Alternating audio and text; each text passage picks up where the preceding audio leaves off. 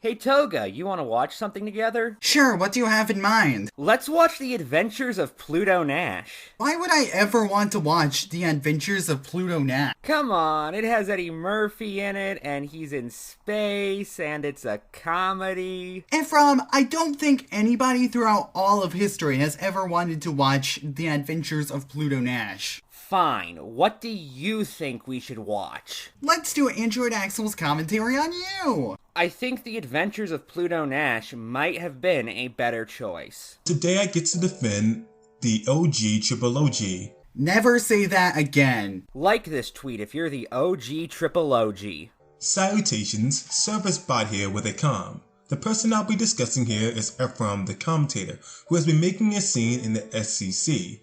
Whenever he's not elaborately justifying making pretty terrible comparisons between abusers and their victims, in the case of Necrocoda, or talking shit about other people within the scene, like the wonderful green bean Elodie about her frequency of using her not-safe for work account. He's doing literally anything besides those two really specific things. I don't like this intro. I understand giving context on what Ephraim has done.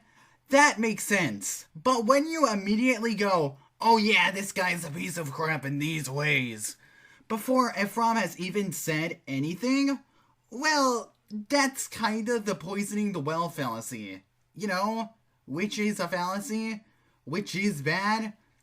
So don't. The video you're covering is already considered to be one of Ephraim's worst, so you really don't have to make it look worse before he even begins. Speaking of which, hey Ephraim, want a drink from the well? Only after Lassie saves the child stuck in it. You make more references than the average Family Guy episode. Thank you for acknowledging my talent. Although you are far from the only one. I'm from Buenos Aires, and I say, I acknowledge Ephraim's talent, or some shit, and kill 'em all. I kill the bugs, because I'm from it's from Starship Troopers, but I'm not. Shut up. Beyond that, he has accumulated an impressive amount of followers for the content he has been putting on the basis he has, and for that I give him credit for. After all, he's an exceptional writer for a place I haven't heard of until now. But with this literary savant deciding to make a commentary on a legacy act of the commentary community, what does that amount to? Well, today we're going to get into that. Without further ado, let's discuss. On Boonslayer, specifically his commentary on the Sonic Shadow channel. Needless to say, this editing is complete jank. I don't want to be the one who's pedantic, but let me be pedantic. Ephraim does not begin a sentence with, on Boonslayer. He begins the video by saying that he's doing a commentary on Boonslayer. I know this is nitpicky, but it will contribute to some of the points down the line. Also, Ephraim is quieter than Axel, and that makes me want to punch a wall. I turned the audio up in post so it wouldn't be as apparent to our audience, but this is genuinely incredibly annoying. Throughout the video, I talk in this rather quiet tone because of how Axel has the audio set up, only for it to cut to him being roughly twice as loud. And the difference is on a fucking dime, I swear. Mind you, this is far from the biggest deal in the world. However, it is certainly rather annoying to hear the audio suddenly jump up in volume. Who has since changed his name to The Sladester 2000. Quick pause. I know this is very early in the video, however, I just want to go over Sladester 2000's bio. He says he's born January 4th, 2002, which means he's 18 now. No, it doesn't. Given I took this screenshot in 2022 and not 2020, or 18 years after 2002. It's not just media literacy that's dead. I don't know why he needed to put 20 negative, cause that doesn't make any sense. Yeah, it doesn't make much sense to say you're negative 20 years old. I have to give Axel that. I have no idea either what you mean by this or why it's relevant to the video. What is the point of this? Was this a joke? I don't get it. Your delivery doesn't change, and this has no bearing on what Ephraim is saying. So I don't know why this is here. What does it mean? Someone tell me! Tell me! I think he's referring to the symbol after the 20, but that's a dash, not a minus sign. I feel like this man is going to be very shocked when he learns what a hyphen is. Oh, and after he learns that, I'd recommend he learn how to crop a little better. I mean, wow, look at all that empty space. And he still has cutoff regarding Slatester's profile picture. Boone commonly fills his points with fluff that, while not necessarily wrong, just drags out his arguments way past what they need to be. Take this interjection as an example. This game is boring. It's not even fun at all. It looks like a piece of dog shit, for crying out loud. I'm not even interested in playing this game. Okay, so here we go. The game is boring and it looks like dog shit. Let me start with the boring part, including a clarification you'd put in the comments yourself. Now, you yourself would admit to trying the game and still standing by your video, but that kind of just highlights the big problem with this particular critique. How can you say something's boring if you haven't experienced it for yourself? Why make the claim at all without playing the game? It'd be one thing if you said it looked boring or something specific you can see in the gameplay that turns you off from wanting to try it. But of course, that's where the looks like dog shit comment comes in, because that is something that could make you dislike a game. I question if that holds up, though, considering your comment section again. Okay, this comment, this isn't you. I know that. I'm not stupid. You see that heart symbol right down there, though? That is you. That's you hearting the comment, favoriting the comment. That's an indication that you, to some degree, have approval for this sentiment. So, I guess it can't look that much like dog shit, can it? As someone who hearts comments, that's not true. Sometimes I just heart comments because I think they are funny, or because I think that hearting a comment that is condescending to me is funny. Sometimes I heart them because they have an interesting perspective, even if I don't agree with it. Putting my own little stamp on the comment doesn't really mean anything other than I like to receive comments, and I like hearting them for several different reasons. Even then, who are you to speak for why Slatester hearts comments? Different people can heart comments for different reasons. It's just a shame you don't elaborate. I think what you're trying to say is that the game looks like it doesn't have gameplay that you like, which is an actual point. But that's not what you said. And what you said is very easily construed as a point about the art style. So, you know, this is why having a basic idea of what you're going to say before you start recording is generally a good idea. That interjection was over a minute and a half in total, and all he essentially said was, Slatester's calling a game boring without having played it, and that his wording is so ambiguous that Boone cannot tell if Slatester means that the game looks bad graphically, or if he's seen the game and just thinks it looks bad. Fine, by the way. I want to point out the fact that you say essentially, which means you almost certainly condense what Boonsley's complaint down into this. Holy shit, I did?! Well, yeah, of course Ephraim is saying that, considering how his point was that Boonslayer was overly wordy, and Boone's point didn't really need to be as long as it did. Of course he would use a term like essentially. Yeah, I was explaining how such a point could be boiled down by stating how little I felt was said in that argument. But the problem with this is that it's a commentary. He's providing constructive criticism, meaning it only makes sense for him to go into stupid details about how it doesn't make sense, and to show a person how they fumbled the bag with their wording. Just remember this part. It will bite Axel in the ass later. Ass. Plus, it couldn't just be the case that it's fun and entertaining for his audience to see how incoherent what Slatester says and to be shown how bad it is. This part should also be remembered in great detail. Yes, the whole idea of dragging out is to point out how they can be more mindful of their language and how they articulate themselves later down the line. Wow, this was word salad and a half. Like, all this doesn't really change how Boone's point was, in Ephraim's mind, dragged out when it really didn't need to be. I'm sure that Ephraim knows that some explanations need to be detailed. I'd say that some of his upcoming explanations are detailed. But Ephraim's point is that Boone's point didn't really need to be as detailed as it is. Now, do I agree with Ephraim? In fact, I specifically say in this commentary, in a part of the video which Axel cuts out, that the issue is not that Boone is making long points. In fact, as you point out later, I make some long points myself, but more that I didn't feel like Boone justified his extra length. I then go on to contrast this with points which I felt were underexplained in the video, therefore making it clear I think another issue is that Boone over-explained points that didn't need it while leaving points which did require elaboration to the wayside. And I want to be very clear, the fact these interjections are long is not in of itself an issue. In fact, those who watch my other videos know I'm normally the guy screaming from the rooftops for elaboration, and encouraging commentators to go into more detail as opposed to less. There are even long interjections in this very commentary. The issue at hand, however, is what Boone fills those long interjections with. There's a difference between giving more detail than might be needed, and spending 20 minutes of your movie focusing on rock climbing. Rock climbing, Crow. Rock climbing, Joel.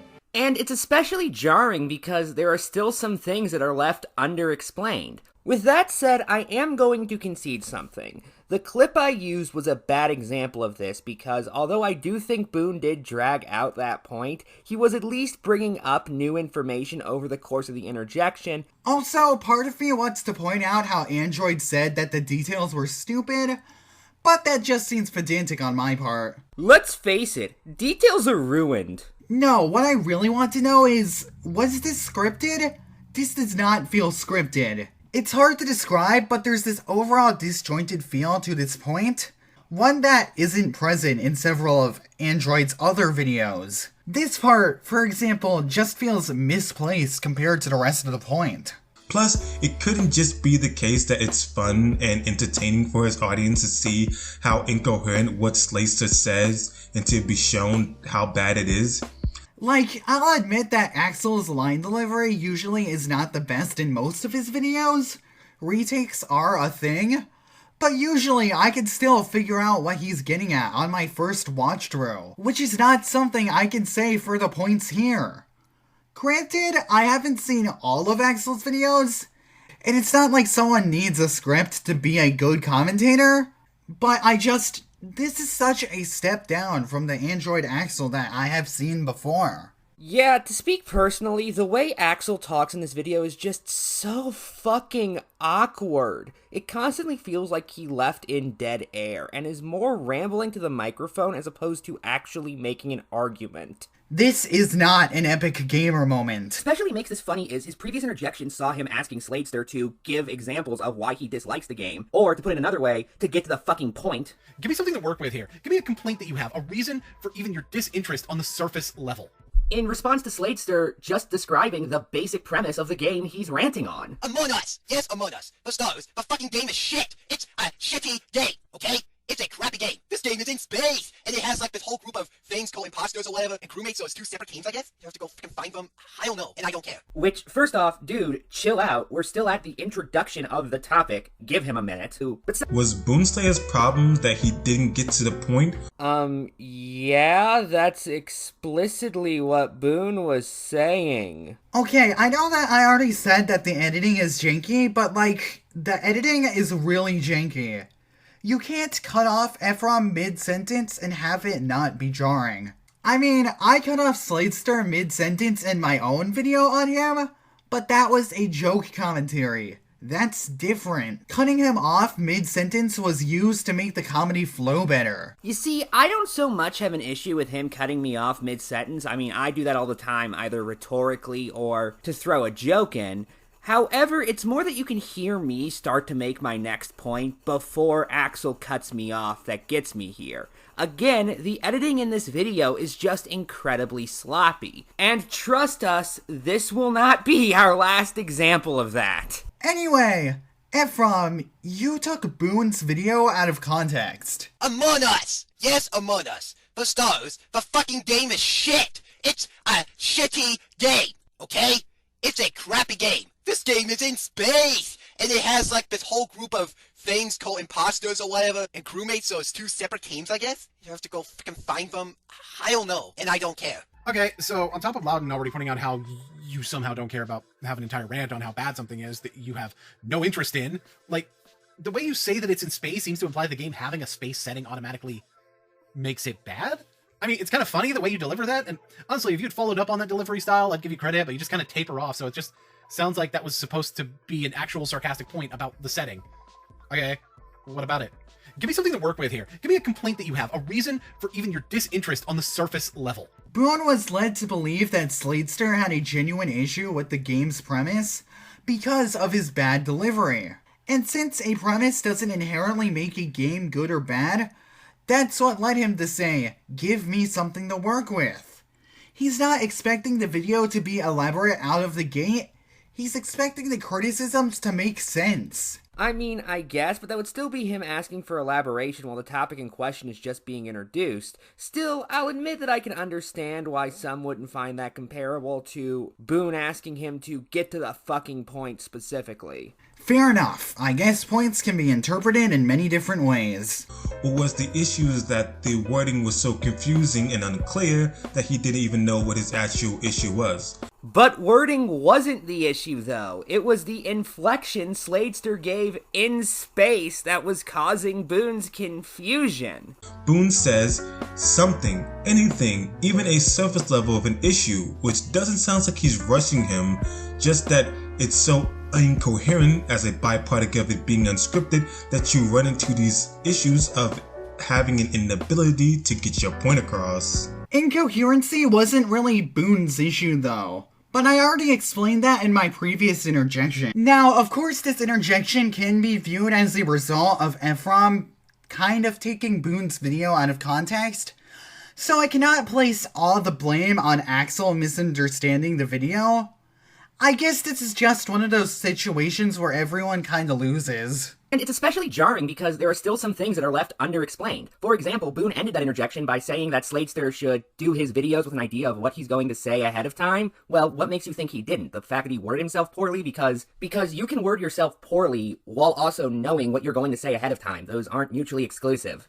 Suffering from debate brain. While sure, one could say that Sladester did have an idea in mind of what he was going to record. Meaning I'm right and you're doing nothing more than arbitrarily attempting to discredit me as opposed to actually arguing against the points I'm making? Furthermore, I want to talk about your mention of commentaries being for constructive criticism. And it is taking everything in me to not play a 2-minute long clip. Some of you know the one I'm talking about. Because if Boone's criticism is that Sladester should have an idea of what he's trying to say going in, and Sladester does, then that makes Boone's criticism utterly nonsensical and impossible to apply. What should Sladester do in this case? Come into his video with even more of an idea of what he's going to say? Lastly, I want to point out that you ignore why I hyper-focused on this part of the video. That being, as I just stated, I was contrasting this underexplained criticism of Sladester, which required more elaboration, to the various drawn-out arguments Boone made in his video. Now, I'm not going to pretend like I would have for sure not pointed it out if it weren't for that reason. Especially given many of my viewers actually enjoy the fact that I notice details like this and bring them up in my commentaries. After all, what is it you said earlier again? Meaning it only makes sense for him to go into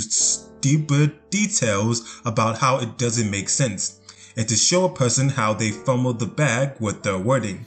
Plus, it couldn't just be the case that it's fun and entertaining for his audience to see how incoherent what Sladester says and to be shown how bad it is. Notice when Boone does it, it's going into super detail, but when I do it, it's having debate brain. Ooh, spooky. And in that context, by the way, I wouldn't take issue with you making this point because I do admit I can be like that. However, that doesn't change the fact that in this specific context, I'm bringing it up rhetorically to make the point that Boone's approach is backwards. You treat it like I'm arguing this point in a vacuum, which I'm simply not. The problem is here, in this moment where this jumbled mess of audio comes forth, you get the impression that Sladester did not have a good idea of what he was going to say before he decided to record, or purely arguing that conceptually it isn't unfeasible does nothing in terms of the impression it gives to the audience. Jumbled mess of audio. Why does that sound familiar? When did Ephraim give the idea that Slade Teen Titans didn't know what he was going to say before recording? I have no idea where this is coming from. Yeah, I was getting on to Boone for just assuming that without giving his audience any reason to believe it was the case. And conceptually feasible? Am I missing something? I know I have already said this, but this video is so janky. Oh yeah, and also the pointless black screen. Oh boy, I sure can't wait to be cancelled on Twitter by the end of this video. I like how you mentioned the impression Sladester gives his audience. What if that impression is wrong? Does Boone have a sixth sense for this sort of thing? Look at this part, where Boone wants to make it very clear his audience understands that Sladester had used the word insulted, even though we had just heard Sladester use the word insulted, so even repeating it once would be kind of redundant. Second of all, I want you to actually think about what you said. I want to add the shading to the word picture you just painted for me, if you will. You find it insulting that the game is popular. Yes, that is literally what we just heard Sladester say. You think it's an insult to things that are good in your eyes that this has the popularity it does. I refer you to my previous comment. In turn, people can like what they like, and you're not bothered if someone likes this game.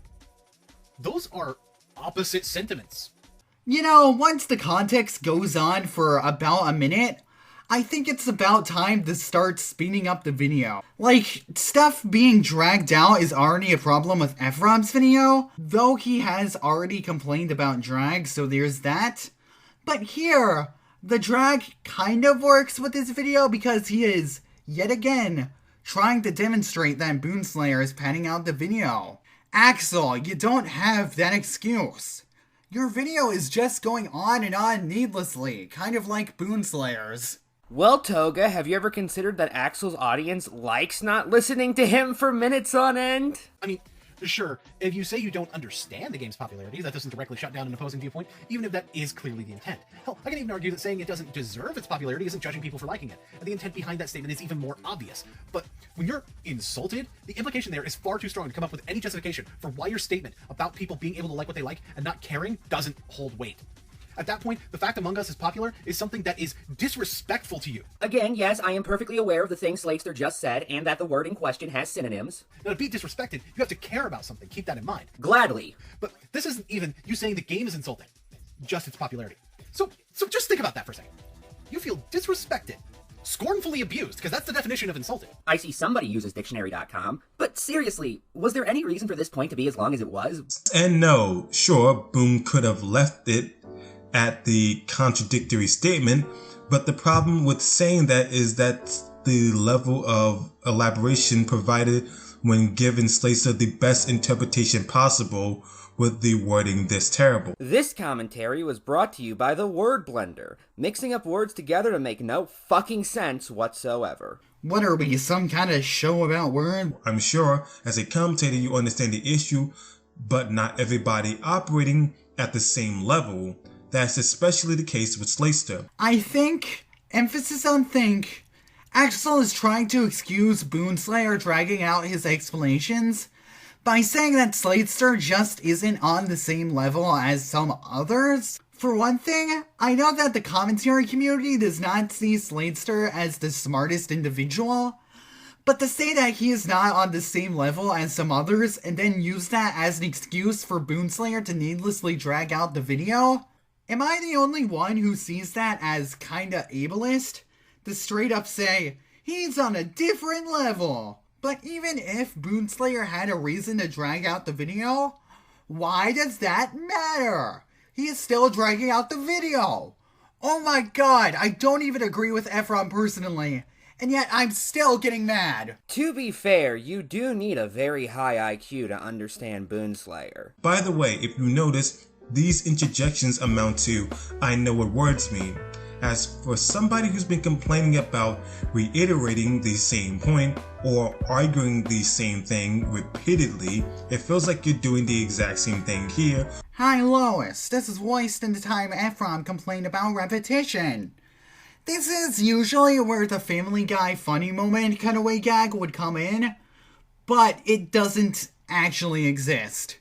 Seriously though, Ephraim's complaints have been about Boonslayer dragging out the video. They have not been about repetition, and I have no idea where you are getting this. I understand if you felt like the interjections were unneeded, but I was doing them primarily to make fun of how long Boone was going on for without actually saying anything of substance, because, unlike you, I don't actually like playing large amounts of the original video without any interjections. It's a large part of the reason why I've started doing more non-linear commentaries, so the focus can remain more on my arguments. And by the way, you say it's okay for Boone to go into super duper extra special detail because Sladester just isn't on Boone's level. Well, what if I think Boone's not on my level? I don't. I actually think Boone's pretty intelligent, and even say in this video, I don't think he's a bad commentator. In general, one of the biggest issues I have with this video is it constantly feels like you're giving Boone every benefit of the doubt humanly possible while viewing me in the worst light you can. You are clearly holding Boone and myself up to very different standards, and will engage in whatever apologetics you need to in order to justify his actions,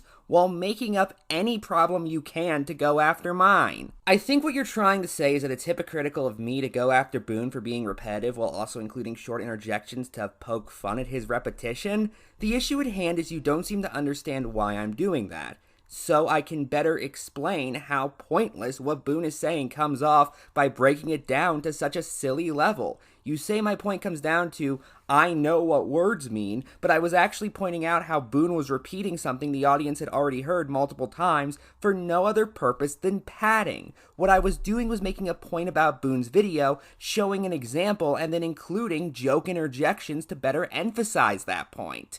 I can't do a good Peter Griffith.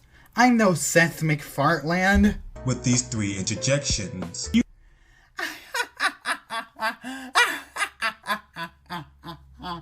Did Android really just cut himself off? Oh no, that's too good. Discuss 2 points in detail that just really got on my nerves. The first one involves Sladester being a Sonic fan. After all, while talking about Among Us, he says, I'm better off playing a Sonic game like Sonic CD, Sonic 2, Sonic 1, or Sonic Unleashed. Those are way better and more fun, challenging, and exciting than Among Us. This later causes Boone to say the following. See, when Loudon told you that you like Sonic more because you don't have to think, he seemed to mean it in a condescending, insulting way, but it's actually a real reason why Among Us wouldn't appeal to you. Maybe you don't like thinking when you play a video game. It's why you might not like a strategy game or a lot of other genres I have a tendency to like. Despite the fact that he just said Sonic is more challenging than Among Us, as in Sonic would not be a turn off your brain game, or game series in this case. Needless to say, I have issues with pretty much everyone in this chain, and nobody is getting out unscathed. Nobody! Not even Squidward's house. Maybe you just want to run fast. You need a very high IQ to understand the games Boonslayer likes. I actually particularly like that interjection because the very next thing he says is, Notice how I'm not judging you for this, though. That's part of the difference between what you're saying and what I'm saying. which is just so hilariously socially inept. You are quite literally saying that the games Sladester likes require less intelligence than the ones that you like, but you're not judging him just because he likes games for idiots. You heard the phrase brainless fun, or something to turn off your brain to and just enjoy? A video done by Veritas Joe goes into depth about watching movies for enjoyment without desiring to make something critical of it. Believe it or not, this will be relevant later. If you think I am kidding, I wish I could say I was. Also, if I may get debate brain for a minute, those aren't mutually exclusive. For example, one of the reasons why I enjoyed Good Will Hunting so much was because I went into that movie with a desire to watch something that would make me feel emotional, and it succeeded. Had I watched it without that intention, it is unlikely I would have enjoyed that movie as much as I did. Mind you, that might not be exactly what you mean, but this leads to the issue that I have no idea what makes something critical out of it means in this context. Do you mean the desire to watch something that will move you emotionally or cause you to think more deeply about society? Do you mean expect a movie to engage you on a deeper intellectual level? I honestly have no idea. Maybe I'm just not on your level. However, regardless, I would respond with the point that there are movies that seek to engage with the viewer on such a level, and therefore you drawing this line between enjoyment and making something critical out of it is utter nonsense. Discuss 2 points in detail that just really got on my nerves. The first one involves Sladester being a Sonic fan. I'm getting a major sense of deja vu here. Isn't this literally in the same clip from before? Granted, I've seen other commentators play clips from earlier in the video before. Doodletones does this, for example. But when Doodle does it, there is usually a reason for it. Like her trying to provide cut context, for example. Here, there's no real reason for it. Even if Axel adds a new argument to the end of this clip, that would just raise the question of, why here? Why now? Why not add the new argument when you played the clip the first time? I know I've been ranting and raving and carrying on like an emotional child over the editing, but I just can't stress enough how bad it is, especially right here. I guess his audience just enjoys that.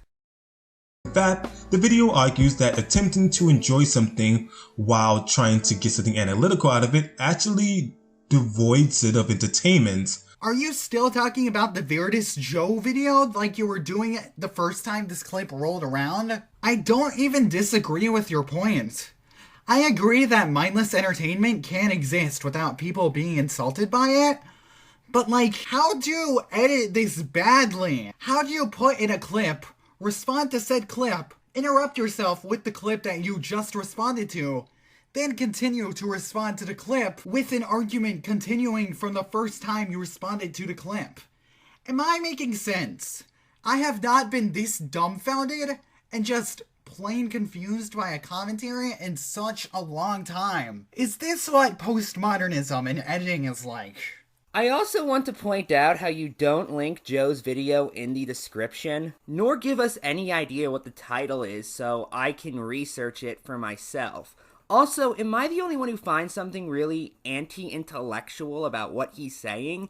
Again, this might just be because I have no idea what make something analytical means, but it honestly sounds like you're saying a desire to watch media that will invest you on anything but the most mindless surface level will make you enjoy a product less. In which case, I'm sure the countless number of people who have attempted to make cinema that engages the audience on anything deeper than the most basic understanding of a good product, sometimes spending years of their lives doing so, by the way, would like to have a... All this to say that you're assuming that Boonslayer said this to be insulting.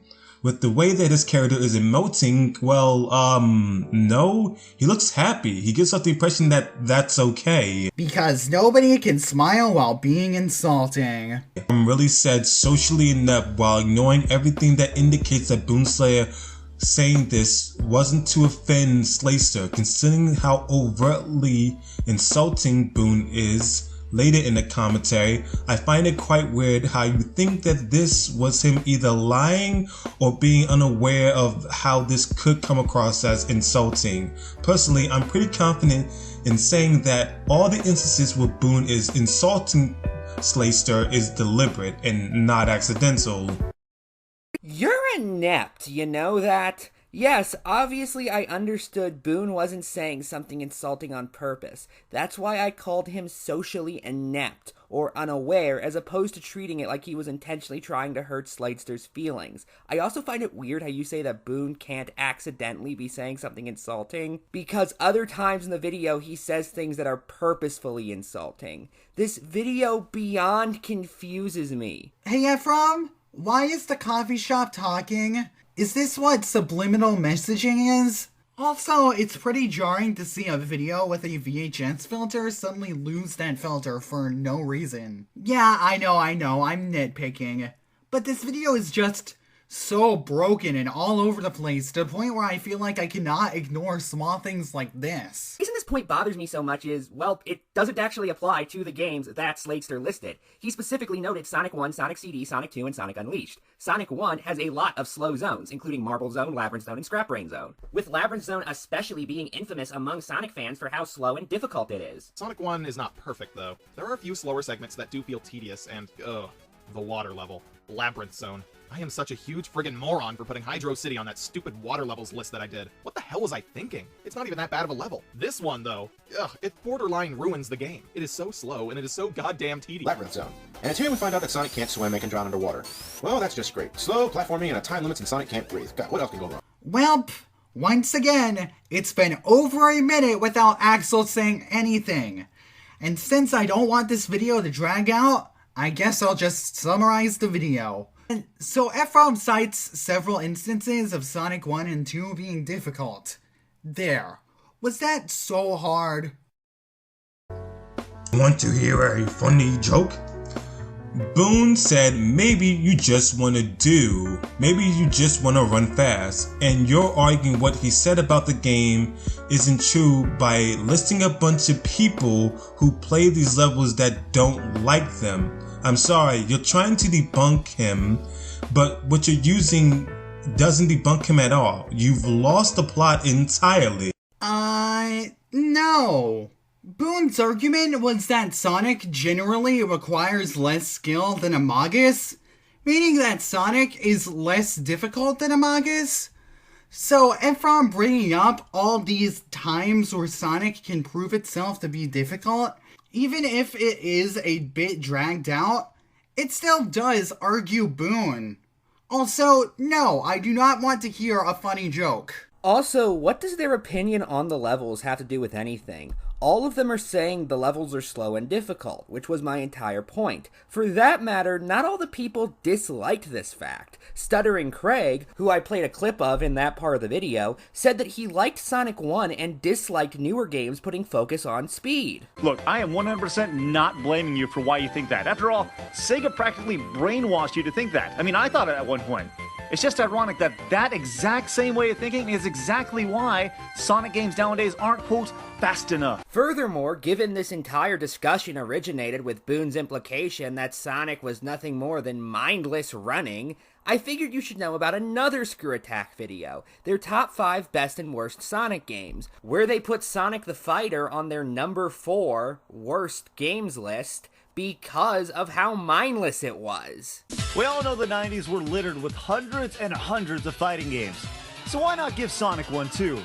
Hitting the arcades in 1996, gamers were treated, and we use that term loosely, to a cast of 8 characters attempting to save the world.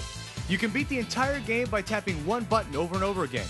We can understand trying to capitalize on a fad, but this is just ridiculous. And although I have not played the HD version, that's the one released on the PS3 and Xbox 360, I at least know of one person who has who would agree that it's tough, and that's the Retro Replay, who specifically praised the game for its difficulty. And I think this is one of the most difficult Sonic games that I've ever played, and I like it. It's a really good challenge, something that the series so desperately needs.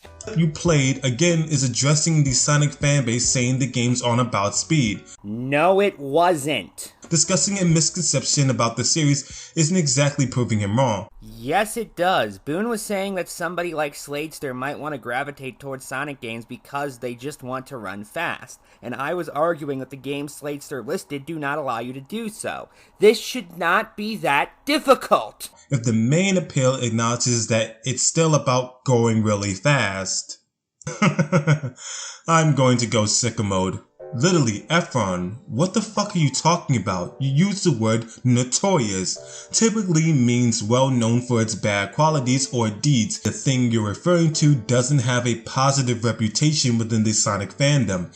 You even call to some Call Me Johnny's review where he discusses it in negative connotations to the things you provided as examples. So my use of the word would be totally accurate. What's the fucking issue here? Fuck, I just realized this is going to be a retread of his last point, isn't it? Every time you brought the complexities with the Sonic franchise, it's always been discussed in negative connotations. No, both Craig and Retro were praising the games because of this. What the fuck are you going on about? Resulting in everything Boone said about why people enjoy Sonic games and why he would prefer the Sonic games over Among Us stands to be salient. In other words, you're just arguing that Boone Slayer's observation about what makes these games appealing to be correct. Okay, first of all, the quality of these games is subjective. But second of all, it's not like the quality and the negative connotations really matter all that much, when the discussion is more so about difficulty. Now, difficulty can impact the quality for some people, but they still are different concepts. And I don't know why he's suddenly looking at connotations with words like notorious and concluding negative qualities, oh no, when we are still discussing difficulty. Almost as if Boone Slayer said that Sonic is a game series where someone doesn't have to think, as they would have to think in Among Us. God, I feel like I am going to go sicko mode over you going sicko mode. I'm skipping over the next segment because it's a detour into something completely irrelevant. Funny enough, for someone who's being very contradictory here, considering the fact that he's talking about how laborious and lethargic a lot of Boonslayer's arguments are, yet he's going into a point where he argues that these creatures aren't entirely unkillable and that there's a skill to do so, despite the fact that this has nothing to do with Boonslayer's points. I've just lost the plot entirely. He's just so rambly. I literally just thought that clip was cool. Also, my issue with Boone's point, once again, was not length but substance. Say what you want about that interjection, but I was constantly adding new information over the course of it.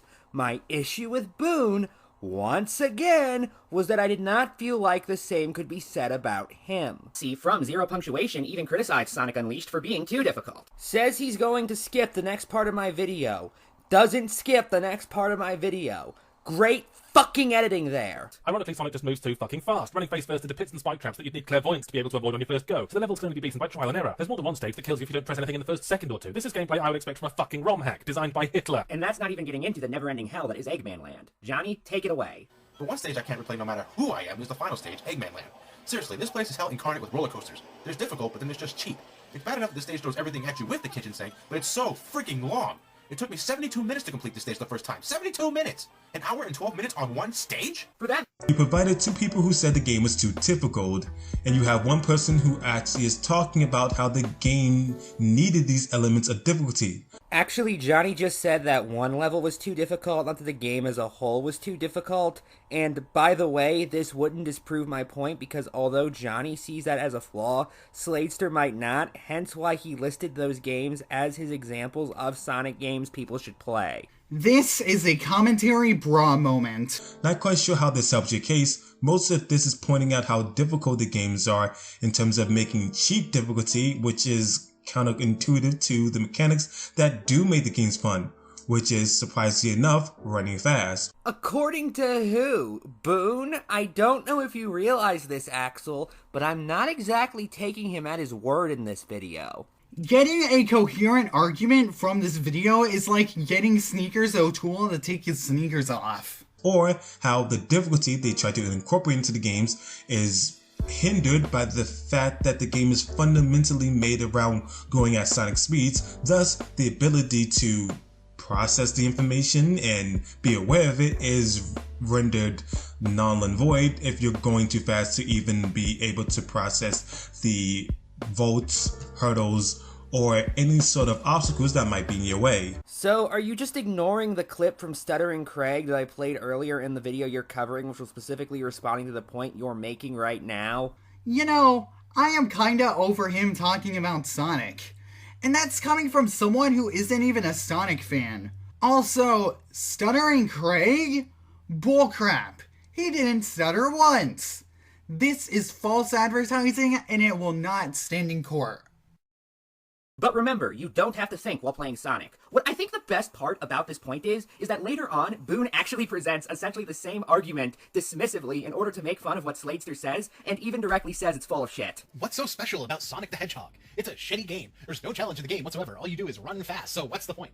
Now, you may notice that my argument there is completely full of shit. Sonic requires reflexes and reaction time. I mean, sure, it doesn't require the same skills that someone playing Among Us would want to be utilizing while playing a video game, but a game that tests a different set of skills isn't so much worse for it as it is special because it does. So, to be clear, it's full of shit to say Sonic is just running fast without challenge, but it's not full of shit to say that people who like Sonic might just want to run fast and not have to think. Why he might enjoy Sonic games over Among Us.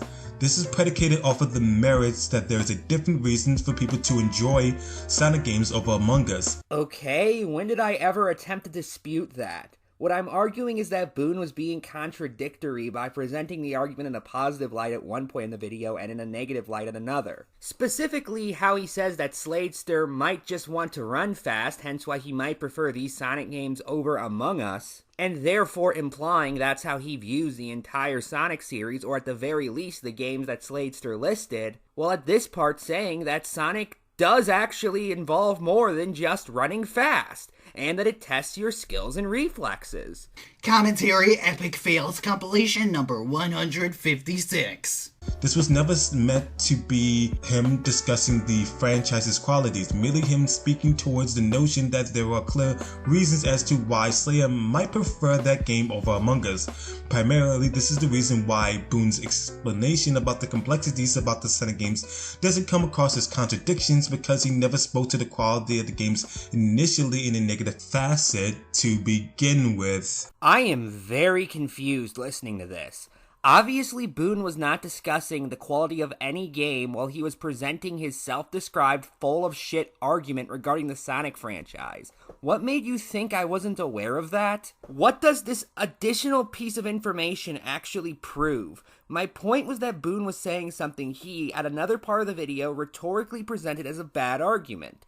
I bluntly have no idea what your point has to do with the argument I made. The other major point I want to hammer home is there's this part where Boone says that Sladester is contradicting himself because on one hand he says that he doesn't care if people like Among Us, but on the other hand calls them all trend chasers. If you like Among Us, fine, whatever, I don't care. It's your opinion. You can enjoy whatever the hell you want. Oh, no. Of course you don't. Which is why you judge people who like it as trend chasers less than 30 seconds before saying this.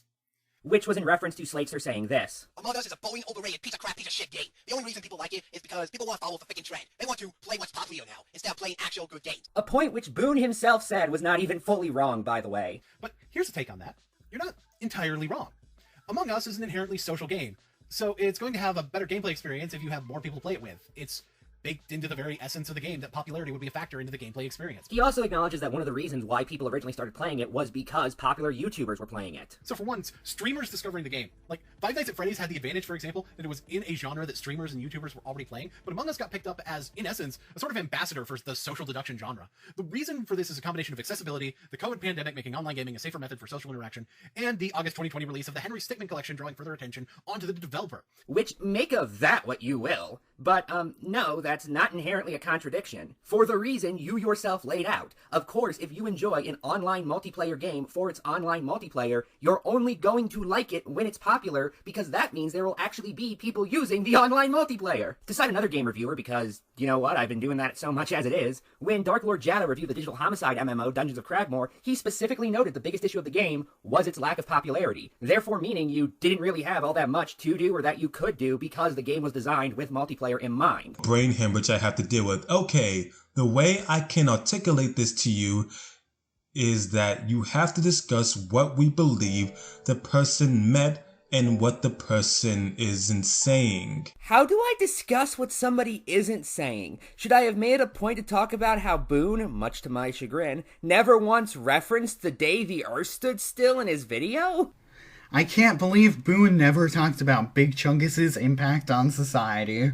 I can't believe it's not butter. Can Boone? He never mentioned this, and therefore we need to talk about it. For example, when Slacer says that the game is a piece of shit, he's talking about the quality of the game, then goes on to say that the only reason why it's being played is because it's popular. In other words, it has no redeeming qualities beyond the fact that it is something to do. It's the thing to do. You could call it mindless entertainment. Wait a minute. Meaning, its popularity is the reason why people play it. Boone goes on to say that he's right on a technical level because yes, people playing the game as a byproduct of a logistic sense because the likelihood that you'll be able to play with other people you enjoy the game with is highly more likely when there's a lot of people playing it. However, then he goes on to explain that the reason why a lot of people would even be playing a game like this is because there has to be something unique and interesting about it to have this large amount of sustainable people playing it for such a long period of time. My tears got cold, I'm wondering why. Got out of bed and all. I'm sorry, when did Boone say that? He said people played the game because of the COVID-19 pandemic leading to online gaming becoming more popular, the Henry Stickmin collection shining light on the developers, and popular streamers finding the game. I have no fucking idea when he called the game original, and by the way, unoriginal products can be popular for a long period of time. For example, Star Wars is very unoriginal, being based on the famous Chosen One trope that was detailed in Joseph Campbell's book The Hero with a Thousand Faces, and mixed together with imagery of both World War II and old Flash Gordon serials. In fact, Lucas actually wanted to remake those serials originally, but couldn't get the rights to them. While also taking ideas from old westerns and samurai films. Mind you, you did include the word something in that sentence, so it's possible you meant that it just had to include an original aspect, but the issue with that is something is one of those words that can turn certain concepts, like originality, meaningless. Anything that is not word-for-word direct plagiarism of something else has something original to it, so this means nothing. The difference here is that Boone's not talking about the quality of the game. Slayster is when he says that the game is only being played because it's popular. Furthermore, Boone was doing a commentary when he said this, while Slayster was saying it during a rant. Do you see the issue with this line of reasoning yet? Checkmate, atheists. I portrayed you as the soy jack. The fact that you cannot delineate between these two things is quite puzzling. If you didn't understand anything I said up to this point, I'll put it in more simpler terms. When he says that it's only being played because it's popular, there's clearly a different thing he's talking about. He's referring to the fact that this is the only reason why people are playing it, while Boone acknowledges that it's popular because that is a byproduct of its quality, and it's natural that more people are going to play it because that increases the likelihood that they'll be able to get into a game. That in no way made it more clear, and truth be told, this sounds like little more than a distinction without a difference. Boone goes on to pull this same argument essentially when Slayster says that he is insulted by how popular Among Us is. But I just cannot stand Among Us. Fucking Among Us. Why is that game so popular again? It doesn't even deserve the popularity it gets. It's pathetic and insulting to actual good games. They have good gameplay, good stories, all that shit. Further proof, by the way, that in spite of saying that people can like what they like, your behavior proves otherwise. Like, for one, you haven't actually said anything about the game that indicates any element of its quality. You sure have implied your reasoning in a way that I have to interpret from you, but this is a rant video, my guy. You should be telling us what the problem is directly if you have strong enough feelings to make a whole ass video on it. Second of all, I want you to actually think about what you said. I want to add the shading to the word picture you just painted for me, if you will. You find it insulting that the game is popular. You think it's an insult to things that are good in your eyes that this has the popularity it does. In turn, people can like what they like, and you're not bothered if someone likes this game. Those are opposite sentiments. No, they aren't. One is a completely individualized statement, while the other is a completely collectivized one. To put it another way, one is only about one person liking the product, while the other is about how so many people like said product, which are entirely different concepts. It's perfectly possible to not look down on somebody for liking something, while still looking down on society at large for allowing one thing to become more popular. Yosemite Sam, he's having the bait brain again. Ephraim, how are you anything like Yosemite Sam? Like, I make a lot of jokes in this video that are pretty random, but this joke is predicated on a comparison between Ephraim and Yosemite Sam, and it just makes no sense. You do know one of the main purposes of a commentary is debate, right? You're not actually insulting me like you think you are. I think. I'm still not sure what debate brain is, you know, other than an excuse to discredit me for points you can't actually refute. Just because you can point out the concept might be feasible doesn't mean that it's practical in the sense you're talking about in this instance. Didn't you go on this whole ass rant about how feasible it is that Sladester didn't plan out his videos in defense of me saying that Boone made a claim without evidence? So does feasibility matter or doesn't it? Looking down on somebody and also looking down on an individual has overlap. Maybe you can provide an example how this nonsensical word vomit has applicability in the case you're talking about here, but otherwise, without doing so, you're just having argument for argument's sake. Nonsensical word vomit. He's aiming for the glass house. I can't help but notice that you didn't in any way prove what I said wrong. You might as well have just screamed, "Shut up!" It would honestly have been about as enlightening and much shorter. But fine, let me give you an example. Personally, I don't look down on people who are Scientologists. But if Scientologists started making up, we'll say, 10% of the population, I would find find that quite weird. Again, because the first statement is a totally individualized one, but the second statement is a totally collectivized one, meaning that I can have different standards in these cases without being hypocritical. This is not a difficult concept to grasp, and I find the fact that you are struggling with it quite telling, if only because I'm not fully convinced you actually are and aren't just playing dumb. Anyway, as for his coverage of video 3, the first half is perfectly fine, but then it starts to rapidly go downhill the second No Way Home is brought up. This is all just nostalgia bait. Tom Holland is horrible as Spider-Man. Fact, not an opinion, but fact. That rhetoric sounds familiar. Foreshadowing is a literary device in which... But alright, let's work off that logic. A fact is something proven to be truth, meaning, if it were a fact and not an opinion, I wouldn't be able to find experts in, say, the field of cinema that have a dissenting opinion very easily, correct? No, not correct. You would still likely be able to find experts who did not agree with that statement. They would just be wrong, which can happen. In fact, multiple people have commented that experts are more likely to hold ridiculous views than the rest of us. For example, writer, philosopher, and astrological teapot enthusiast Bertrand Russell said of one notion in his 1959 work, My Philosophical Development, quote, "This is one of those views which are so absurd that only very learned men could possibly adopt them." George Orwell said something similar in his 1945 essay, Notes on Nationalism. Quote, "One has to belong to the intelligentsia to believe things like that. No ordinary man could be such a fool." Those who read my Medium blog have likely heard of the book The Experts Speak, the definitive compendium of authoritative misinformation by Christopher Kerf and Victor Novoski, a compilation of highly influential and educated people who said things that turned out to be objectively wrong. Here are some examples regarding cinema. "We do not now and we shall never want the human voice with our films." D.W. Griffith, director of Birth of a Nation and Intolerance, quoted in the Saturday Evening Post, 1924. "Talking films are a very interesting invention, but I do not believe that they will remain long in fashion. First of all, perfect synchronization between sound and image is absolutely impossible, and secondly, cinema cannot and must not become theater." Louis Jean Lumiere, French co-inventor of the Lumiere motion picture camera, quoted in Film Serrano's Avent 1928. Who the hell wants to hear actors talk? Henry M. Warner, president of Warner Brothers Pictures, 1927. "You'd better learn secretarial work or else get married." Emmeline Senville, director of the Blue Book Modeling Agency, counseling would-be model Marilyn Monroe, 1944. "He's passé. Nobody cares about Mickey anymore. There are whole batches of Mickeys we just can't give away. I think we should phase him out." Roy Disney, brother of Walt Disney, circa 1937. "Reagan doesn't have the presidential look." United Artists executive dismissing the suggestion that Ronald Reagan be offered the starring role in the movie The Best Man, 1964. Okay, that one's actually true. "In my humble opinion, the picture, Close Encounters of the Third Kind, will be a colossal flop." William Flanagan, business reporter, New York, predicting the movie's failure would mean tough sledding for its producer, Columbia Pictures, on Wall Street. October 31st, 1977.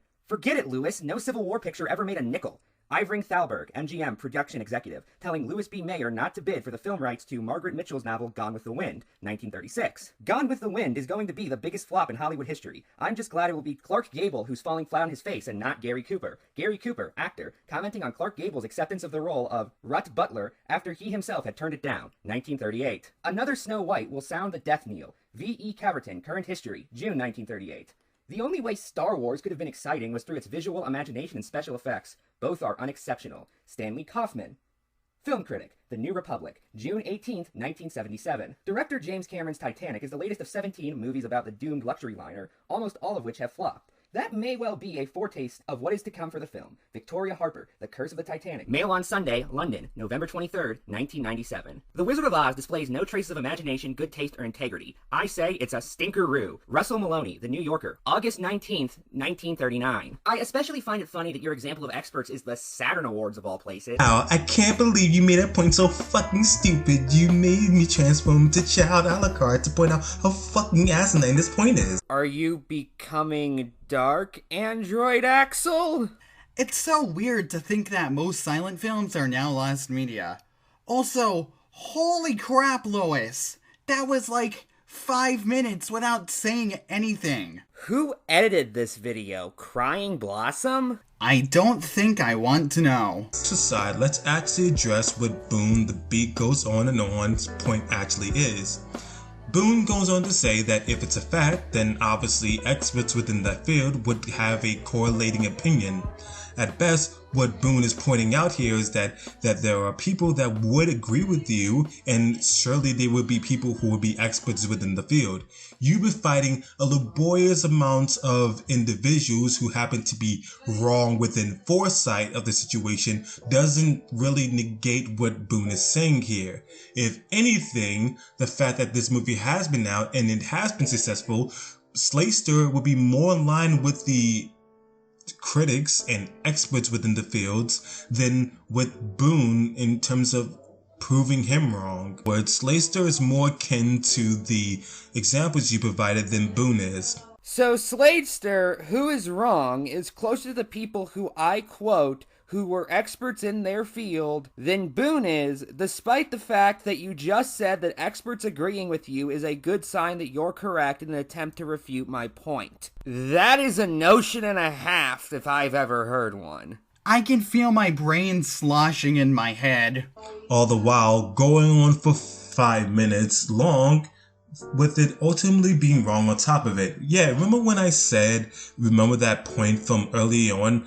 Well, now it's serviceable here. Criticizing Boone for supposedly meandering in his arguments when you literally provide an extensive amount of examples that ultimately provide the exact same point.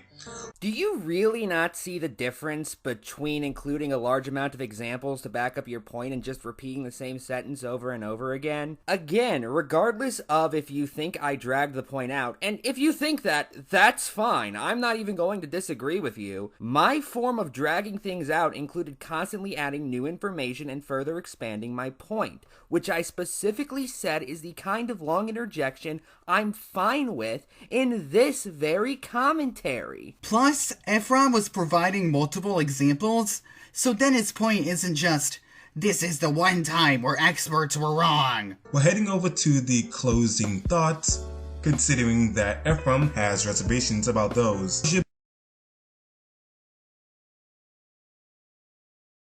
Bruh, what are you doing in the void? Editing genius, ladies and gentlemen. The fact that you can see what happened in 2016 and somehow call Corey the one who came out on top in that discussion proves to me how few brain cells you actually have.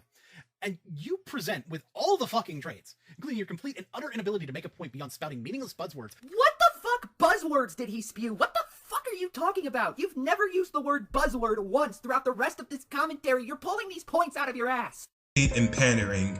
Off of the top of my head, during the scripting process, these were two phrases that were used by Slayster. If you were paying attention, you would have easily be able to provide these similar examples, but I guess that wasn't where you were focusing on, so I guess I can give you a slap on the wrist. Okay, well, Boone should have pointed those out at the time if he wanted to make this part of his final thoughts. Funnily enough, it's like Boone is using buzzword as a buzzword, when he doesn't provide the buzzword usage. Why? Because I have enough experience with people like you to know that you don't fucking change.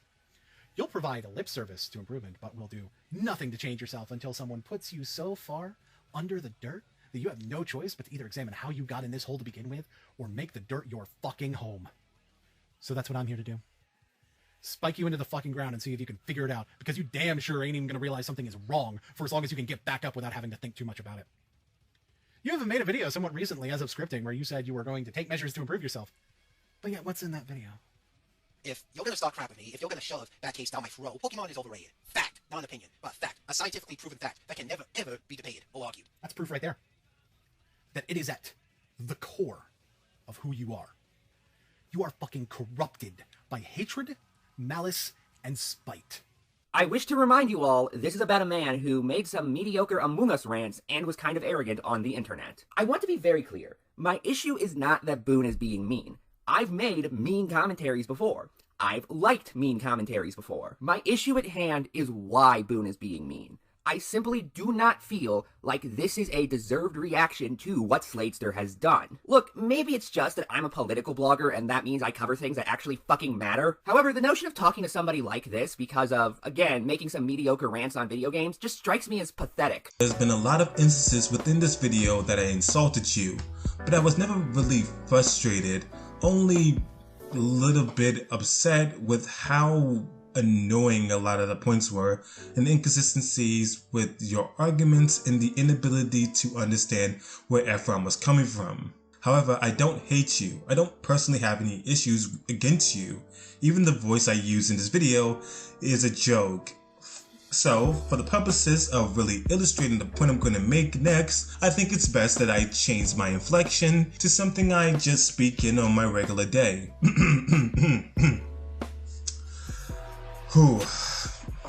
Similar to Boomslayer, in his videos, he mentions having side characters who are simply just him putting on a voice. And that's really important. More importantly, Boomslayer constantly makes references to wrestling. For those who understand anything about wrestling and the monologues they go on, they hella and extremely theatrical. Boomslayer even did something similar to a monologue in one of his commentaries addressing Megaduke.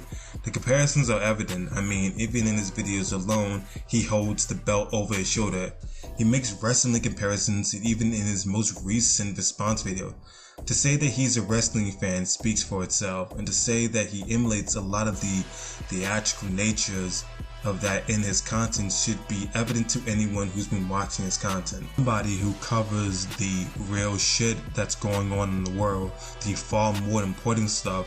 Something like this should be light work to you, my guy. I just don't get it. Nothing about this even made the slightest bit of sense. I've known wrestling fans, and Boone is the only one I can think of who has done the specific thing that I'm criticizing him for. Even then, there's a time and a place for things like needless aggression and theatrical performances, and I was arguing this video was not a good example of that. This defense doesn't even make sense on the most fundamental level. I'm a fan of the AVGN. Does that mean that I can sit here and scream about how your video is a shitload of fuck and nobody can criticize me for being too hyperbolic because I can just point out that inspiration as evidence that it isn't? I'm not even entirely sure what your argument is here. You're explaining a reference to me, essentially, but you aren't actually justifying it in this circumstance specifically. But fine, you want to go down this road? I know some wrestling myself, and let me just say, do you know what separates you and I, Android Axel? I, the F-Ramentator, am glorious. Glorious!